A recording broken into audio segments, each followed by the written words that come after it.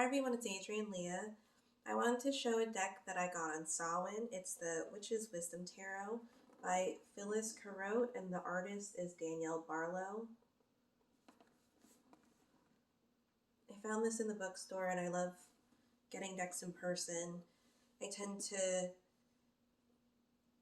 think about if I'm going to get a self-published deck more than a mass-produced one. This one is on the pricier side, but the quality stands out to me. So this is the inside of the box,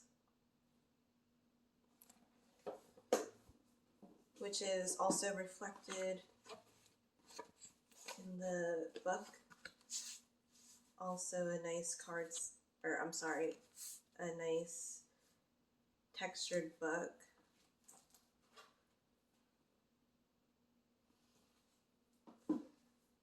And I love the bag that it came in.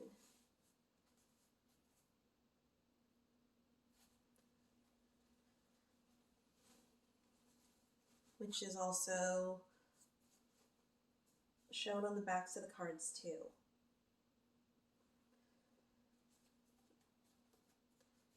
It's a larger deck, closer to an oracle size, and it has a thicker cardstock than maybe a Llewellyn deck that you would find in the bookstore. But it is a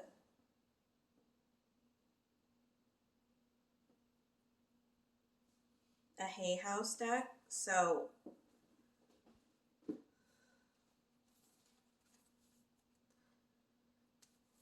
Hay House does have cards and cardstock like that in other decks too. So I wanted to make this video because I wanted to show the major arcana.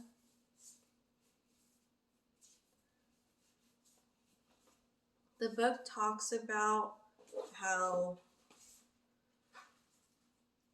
it's reversed, so in the numbering, and you'll be able to see the major arcana order here, as well as the traditional numbering that you find. So I mainly used the traditional numbering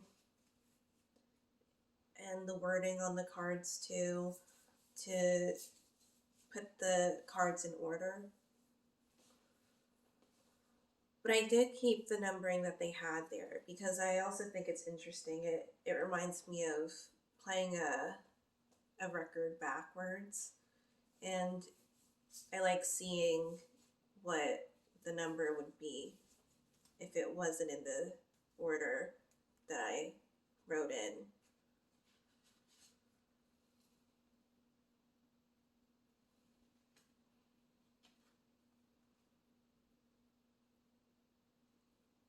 It has a nice soft artwork. The artist is a hedge witch too, and the creator is honed into American witchcraft. So I love the Empress card.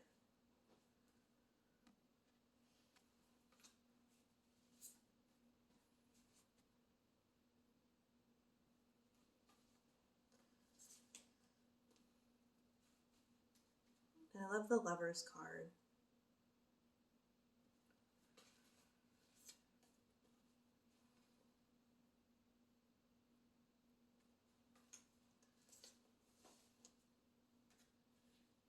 The concept of the chariot is nice. It's a nice landscape. It really goes with the journey of the chariot energy. The Strength card is also a favorite of mine. I tend to really call on animal totems, and I love working with them. This is a more focused hermit card for me, especially with the pacing and the drum.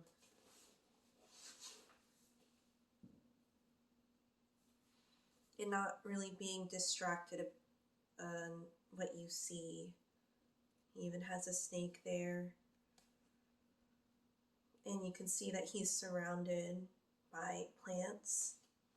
I haven't read the book, but I was skimming through it to see the major arcana. And I'll show some of the minor arcana too, and they do rename the court cards. I tend to like the wheel for the Wheel of Fortune.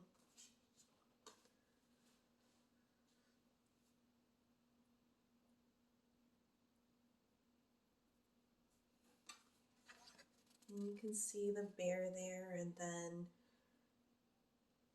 the woman picking the berries. Maybe bearberry, maybe mentioned. I love the Hanged Man in exchange, and it says offering down there, like a sacred moment. And I've had a specific instance where my goddess was with me in the forest too. Not always with me, but that specific time. It's a nice pinnacle looking necklace, but it's a flower and 5-pointed. And I love the crow on top and holding wheat or some type of fall correspondence with that, with the death and reflection. But she does have a smile, which is really nice on the death card. This one is an interesting one, and it really goes with more pagan outlook instead of looking at the agnostic type of symbolism that you may traditionally see in a tarot deck. So for this one is for the devil card, we have the ancestor numbered with that one that I put there. And with this one, for me with paganism, I really see more of a balance, and the scapegoat type of devil archetype is associated with maybe Christian teachings, from my perspective, because with paganism I see more of a balance. So with ancestor being on this card, I could see it as being more of a traditional outlook on what can burden you, or what can help you, or what can keep you grounded. And you see that she's holding flowers, like having more of the traditional medicine with that. So I do like this one. But you could also see that the hand that she's holding with looks like the stem there's blood there, as if she's holding on too tightly. And you can see the mountains there too. And I like having the pine there too, for a sense of perspective and seeing what could be beyond, going and perching and observing and reevaluating and replanning. So you have the maze card, and I put the tower there, which I do like having more of a mindful approach to these things, of putting thought into the symbolism, or maybe having more of an airy approach to it if I'm connecting it to maybe being a Libra. So I do feel like for me it's air, earth are pretty close, and then going into fire, and then water.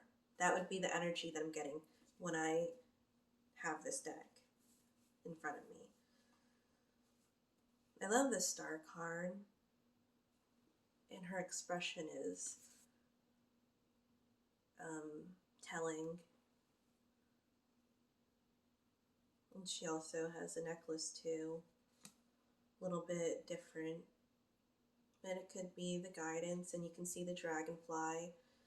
And it reminds me of taking a bath too, and to see what's unveiling with the masked type bird and the fish, and seeking that wisdom that you get with that. Flowing waters, rooted, maybe mangrove like.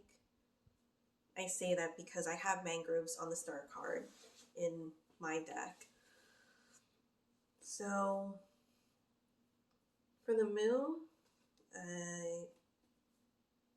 we have the wolves here.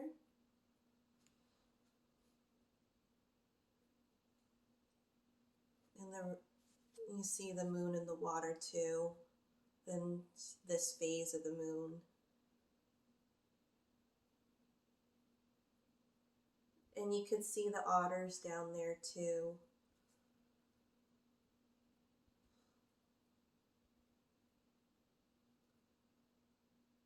Could denote friendship, could denote family ties with the water and otter totems. And you could see houses in the background too, engulfed in the trees. So this is the sun card. I like necklaces because I wear a lot of necklaces.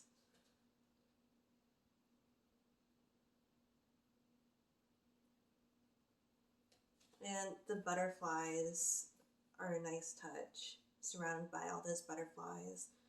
And the facial expression. And almost presenting like, this is what I have, this is what I've gained and was able to receive.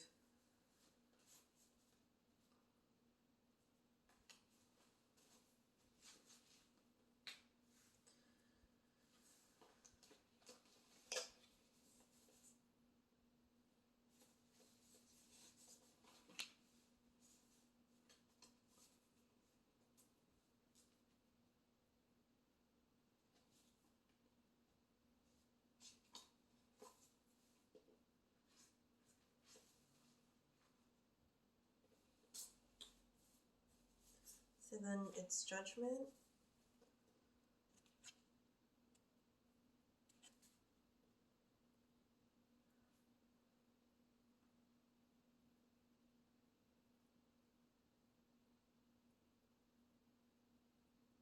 And it's funny how there's a honey badger in the background carrying the boot, and the animals being curious about what's in the bag. And the raven, because it tends to be larger, and she's just relaxing and being focused on the water and having to heal herself. So this could be a lot of background help, or it could be maybe interference too, depending on the reading. And I love landscape. There's a lot of hilly pictures in here. Again, I mainly went off of what was on the cards and traditional numbering to put the numbers, or the major arcana, together. So you can see with the world and the pilgrim. And the concept is being you start with the fool and you end with the fool. So I want to see my time.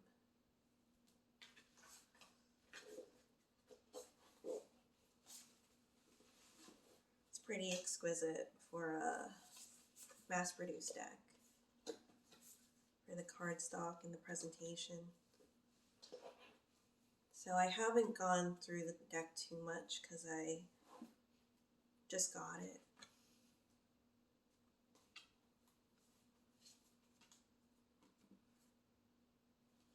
And you can see the messenger in here. Messenger being the page.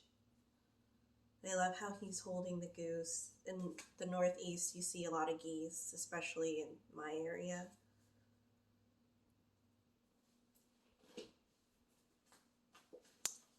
Yeah, this was the card that I was missing. So you have temperance, which could have meaning to it because it was out of the major arcana.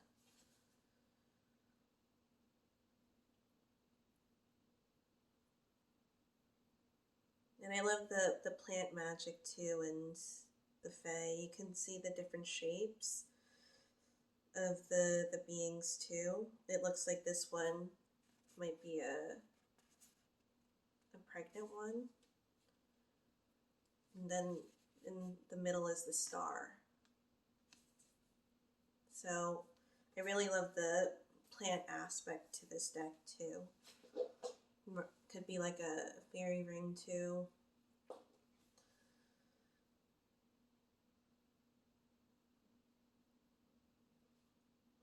I'm curious about the planet. It looks like yarrow.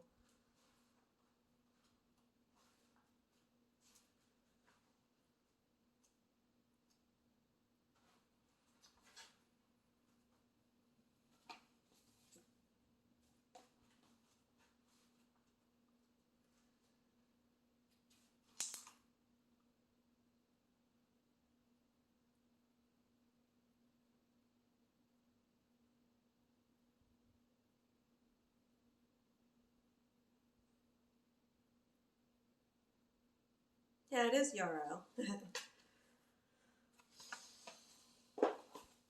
It's one of my favorite herbs. So I'm gonna go through the deck a little bit.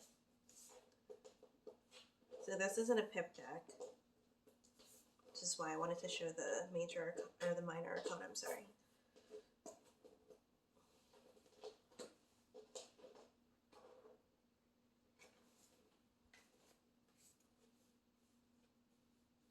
You can see the Witch of Earth. I love having the animals on top. It's reminiscent of the Hush Tarot too.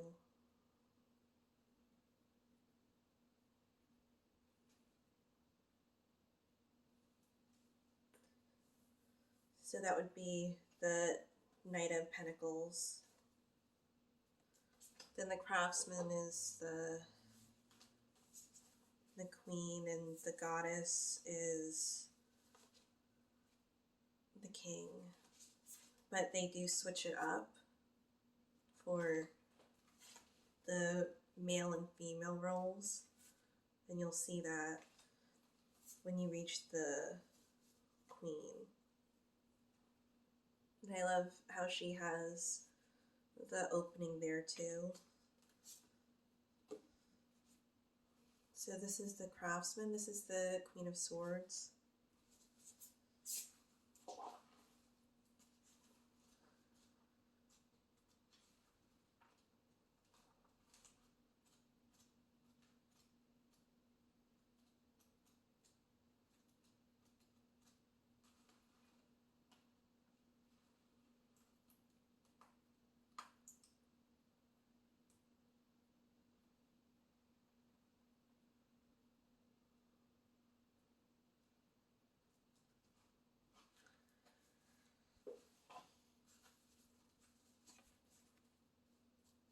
Just want to make sure it's the numbering or the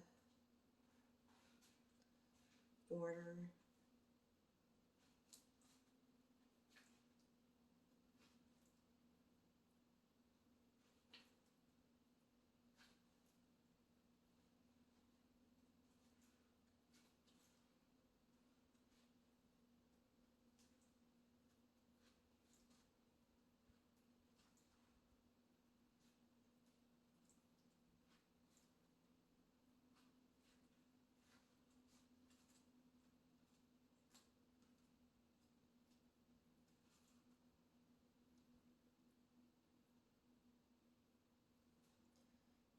So I'm not going to go too deep into the deck in this video, but there is a section where it talks about the core cards. It makes sense to me, so I'm going to keep it that way. And I love the medicine bag.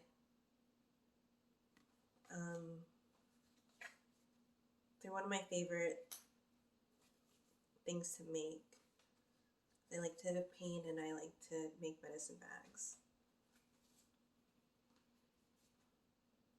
So you can see this is the Witch of Fire, so this is the knight, and then the craftsman is the male. And I have close connections with whales. So I'm just gonna,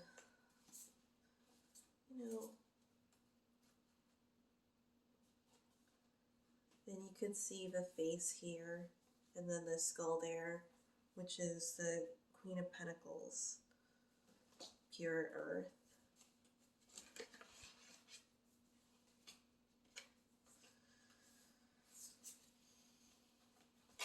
And the persistence for the Nine of Water, when the salmon go upstream. A fertile card too. So it's a beautiful deck.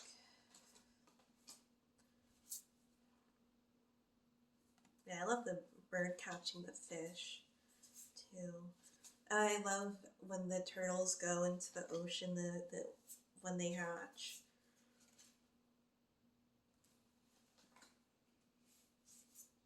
I just love the amount of animals, the plants that are in here. I love that. So there's a lot of walks of life in here. You even have the baboons and the snakes in the desert. And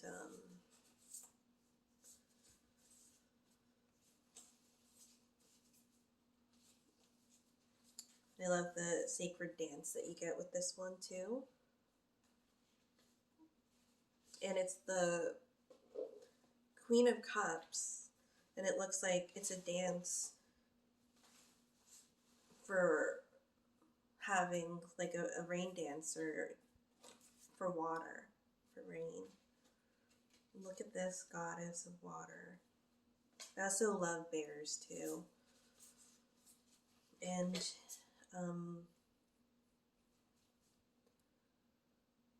what is it? The blue heron? Is it? And tall trees, and even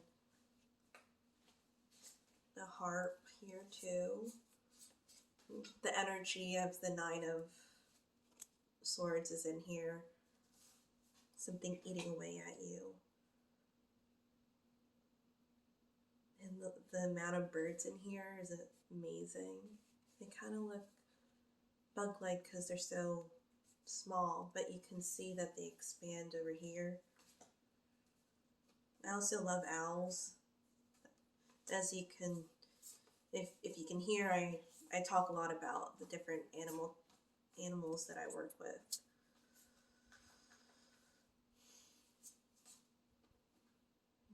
This one's nice, and there's a self-sufficient energy to this too. You can see that her house is back there. A a swamp image. So much in here, maybe even prairie, like cards too.